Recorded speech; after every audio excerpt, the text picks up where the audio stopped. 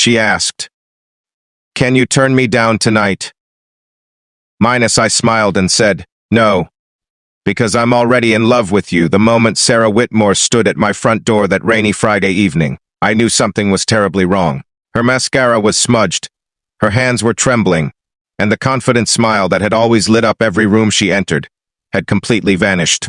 She looked like someone carrying the weight of the entire world on her shoulders.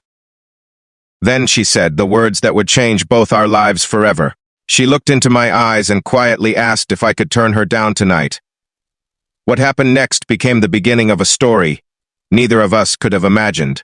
Before we continue, if you believe in kindness, second chances, and the power of genuine love, please take a moment to like this video, leave a comment, share it with someone you care about, and subscribe to the channel. Your support helps us bring more emotional stories like this to life.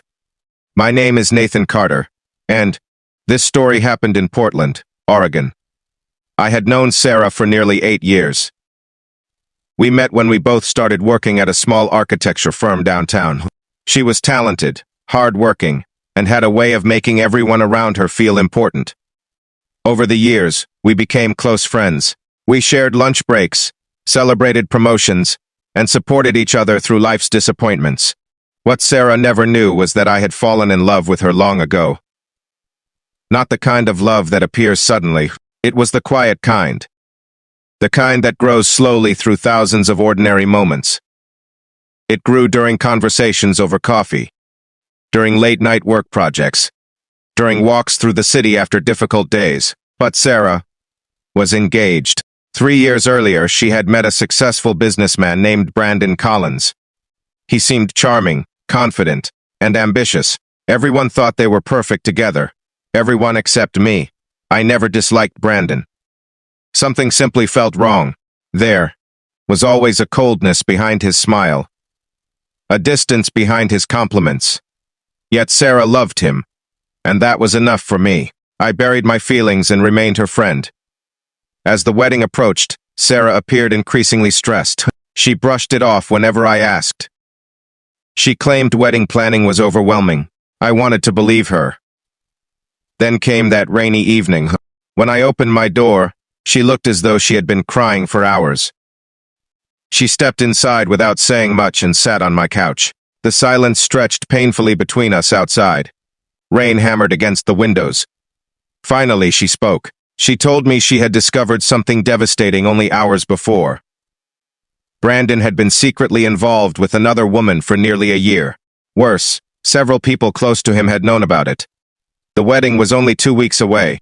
Sarah's entire future had shattered in a single afternoon. She wasn't crying because she had lost Brandon.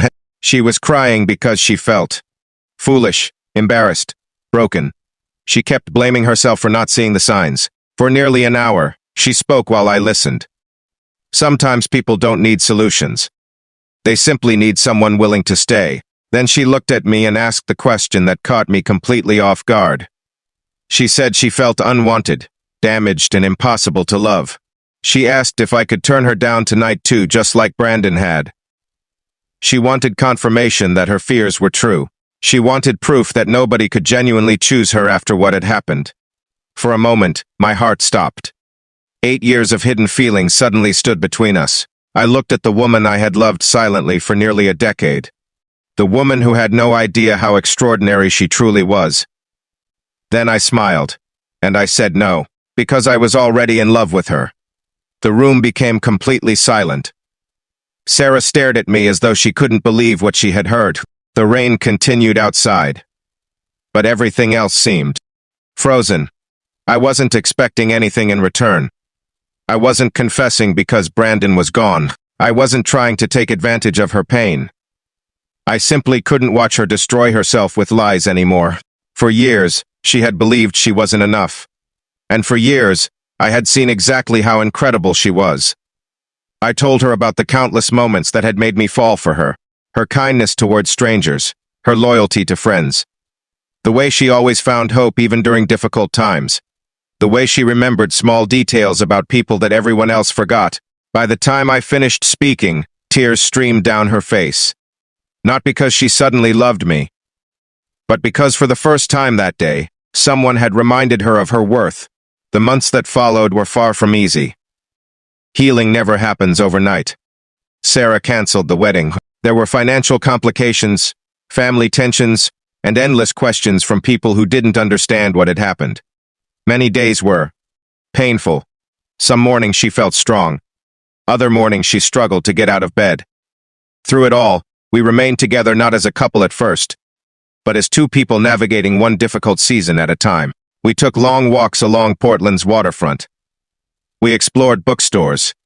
We drank coffee in quiet cafes. Slowly, Sarah began rebuilding her confidence. She started smiling again, then laughing, then dreaming about the future. One afternoon, nearly 6 months later, we sat overlooking the Columbia River Gorge. The sky was painted with shades of orange and gold.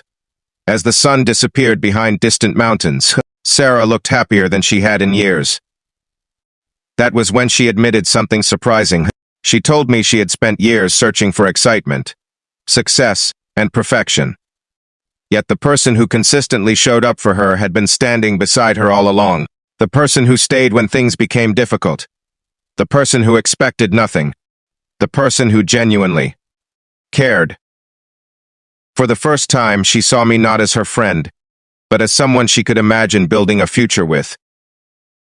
That moment wasn't dramatic. There were no fireworks, no grand speeches. Just two people realizing they had finally found what they had been looking for. We began dating shortly afterward. And honestly, our relationship wasn't perfect. Real love rarely is. We disagreed sometimes.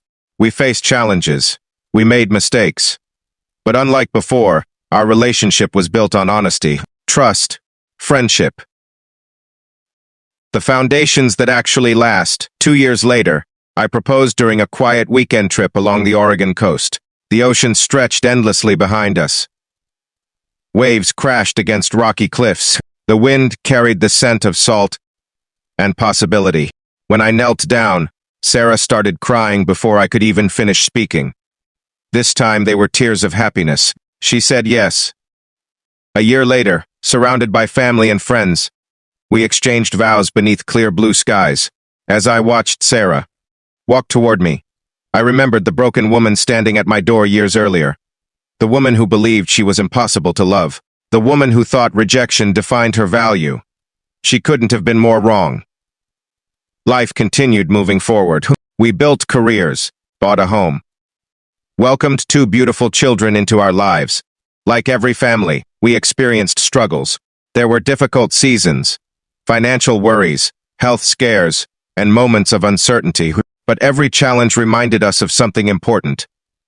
Love isn't measured by how people treat us when life is easy. It's revealed by who stays when everything falls apart.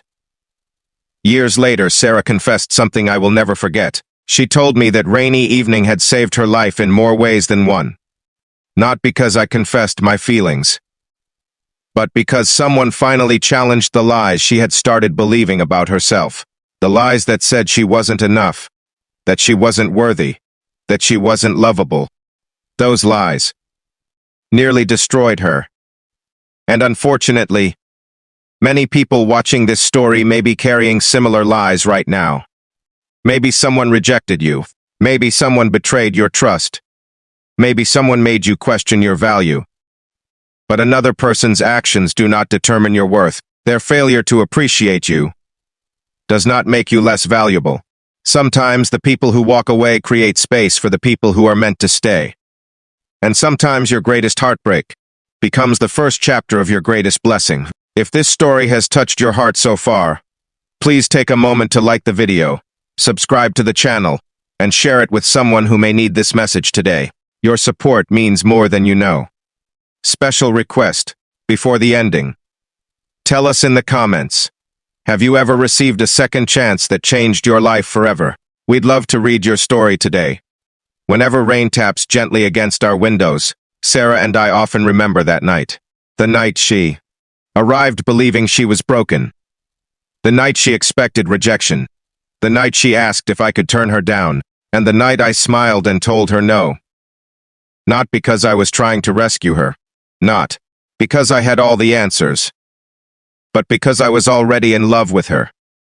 And sometimes the most powerful words we can offer another human being are the ones that remind them they are worthy of being loved exactly as they are.